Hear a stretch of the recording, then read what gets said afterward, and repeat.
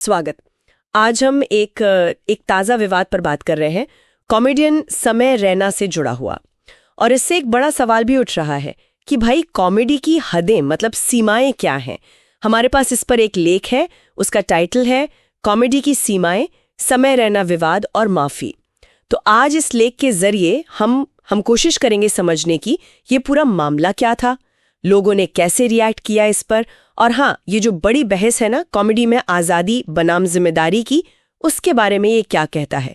तो चलिए देखते हैं इसे। तो शुरुआत कहाँ से हुई? एक लाइव शो की क्लिप थी जो वायरल हो गई। हाँ, लेख में लिखा है कि इसमें समय रैना ने शायद किसी बड़े नेता और किसी धार्मिक प्रतीक पर कोई मजाक किया था, कथित तौर पर। और जैसे ही ये क्लिप आई, कई लोगों को ये बहुत आपत्तिजनक लगा, मतलब ऑफेंसिव, अनुचित कहा गया। हाँ बिल्कुल। और फिर तो सोशल मीडिया पर आजकल जैसे होता है तुरंत रिएक्शन आया। एक्स पे, मतलब जो पहले ट्विटर था, और इंस्टाग्राम पर #बॉयकॉट समय रहना ट्रेंड करने लगा। और सवाल उठने लगे कि भाई ये जोक था या बदतमीजी। ये फर्क क्या है? कॉमेडी है या बदतमीजी? ये सवाल खूब उछला। लेकिन फिर एक मोड़ आया जब समय रैना ने माफी मांगी सार्वजनिक तौर पर। जी हाँ, ये एक अहम मोड़ था। उन्होंने इंस्टाग्राम और एक्स दोनों जगह लिखा।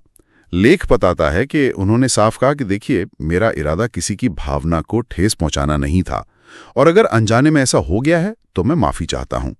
उन्होंने ये भी माना कि कॉमेडी में देखो एक्सपेरिमेंट तो जरूरी है, पर सेंसिटिविटी मतलब संवेदनशीलता भी उतनी ही जरूरी है। एक तरह से बैलेंस बनाने की बात की। अच्छा, लेकिन क्या माफी से बात खत्म हो गई? अक्सर ऐसा होता तो नहीं है। नहीं, बिल्कुल नहीं हुई। जैसा लेख में भी है, माफी के बाद भी ये जो बहस थी वो चलती रही, और समाज में ना दो तरह की राय दिखने लगी। एक तरफ वो लोग थे जो कह रहे थे कि भाई कॉमेडियन को आज़ादी होनी चाहिए। उनका कहना था कि कॉमेडी थोड़ी तो प्रोवोकेटिव होती ही है। हर छोटी बात पर अगर दिल दुखने लगेगा तो फिर मजाक कैसे होगा? ये एक पक्ष है। और दूसरा पक्ष, वो क्या कह रहा था? हाँ, तो दूसरा पक्ष कह रहा था कि देखो, बोलने की आज़ादी ठीक है, पर उसकी भी एक सीमा है, असीमित नहीं है।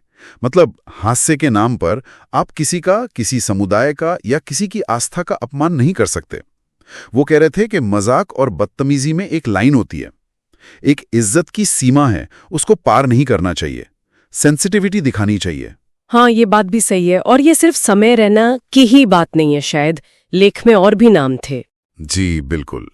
लेख याद दिलाता है कि पहले भी वीरदास, मुनव्वर फारूकी, जाकिर खान, मतलब कई बड़े कलाकारों को ऐसे ही सवालों से जूझना पड़ा है।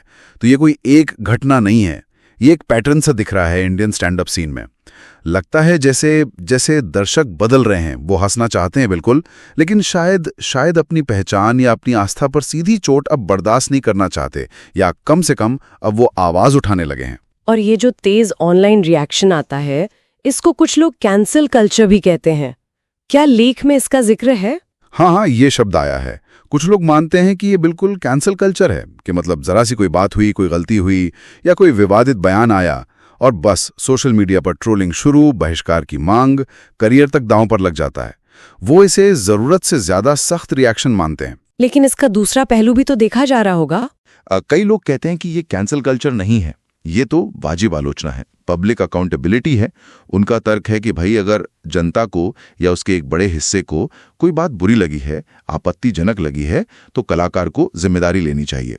और इस नजरिए से देखें तो माफी मांगना एक जिम्मेदार कदम है, दबाव में उठाया गया कदम नहीं। तो ये बहस सिर्फ एक कॉमेडियन की नहीं है, ये पूरी इंडस्ट्री के लिए एक बड़ा सवाल बन गया है कि क्या कॉमेडी के नाम पर सब कुछ चलेगा, या फिर दर्शक अब ज्यादा सेंसिटिविटी चाहते हैं।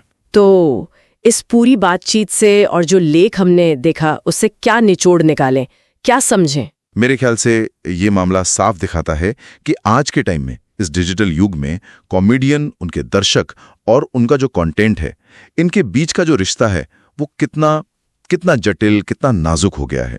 और सोशल मीडिया ने तो इसे और भी पेचीदा बना दिया है। रिएक्शन तुरंत आते हैं, तेजी से फैलते हैं। हाँ बिल्कुल। और ये हमें एक गहरे सवाल पर सोचने को मजबूर करता है। जी। लेख भी उसी तरफ इशारा कर रहा है। जी। सवाल ये कि हास्य, आलोचना और अपमान, इनके बीच की जो लाइन है, जो रेखा है, जी, क्या वो हमेशा एकदम साफ होती है?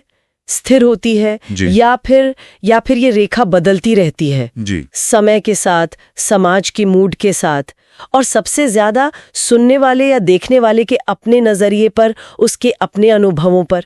इस पर शायद हम सभी को और सोचने की जरूरत है।